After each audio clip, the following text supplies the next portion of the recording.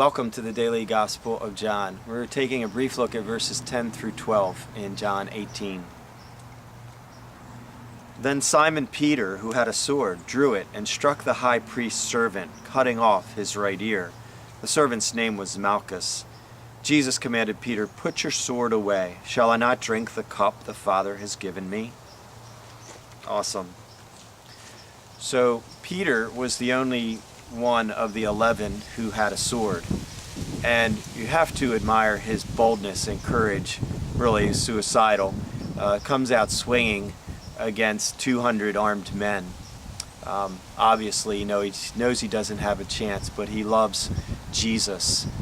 And I'd have to say that many or most of the disciples also were very courageous. From what we see, we know that Thomas, when Jesus told him that he was going to Jerusalem to die, misunderstanding what Jesus meant, said, "Let us all go with him and die together."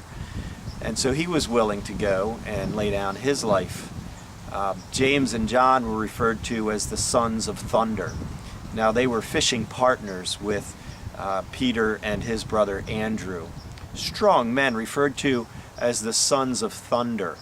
On one occasion, when they were trying to pass through a Samaritan village, and the villagers wouldn't let them pass through, and James and John said to Jesus, "Shall we call down fire from heaven and consume them?" And Jesus must have shaken his head and said, "You don't understand what we're about, guys. You don't know what kind of spirit you have." But they were ready, and we see Simon the Zealot, who was basically a revolutionary. And then there's Nathanael, who, when hearing that Jesus was from Nazareth, said, "Can anything good come from Nazareth?" He was just straight up challenging this idea that Jesus was from Nazareth. And so we see a strong bunch of men following a very powerful, strong man, Jesus. Another observation from this passage is that it does record that Peter lopped off the high priest's servant's ear, and it even mentions his name, Malchus. Now this is a very verifiable fact. A little, down the road, a few years from there, that would be easy to verify.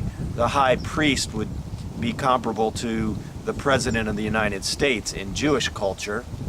He was the head honcho, so his chief servant, Malchus, would be well known, and that the scripture mentions specifically that it was his ear that was lopped off is noteworthy. And then also we know in Luke that Jesus put the guy's ear back on, which must have been pretty awesome to see. But the big thing that I want to bring out here is that Jesus said to Peter, "Peter, put your sword away. I'm going to drink the cup that the Father has given me to drink." Now the cup he was speaking of is the cup of God's wrath. Several times the cup of God's wrath is mentioned in the scriptures. Jesus knew that he had to drink that down to the dregs in order to take the full blow that we deserve for our sin and rebellion and our rebellious hearts often towards God. That Jesus, the innocent one, was willing to drink it down to the last drop of the dregs of that wrath so that God could forgive us.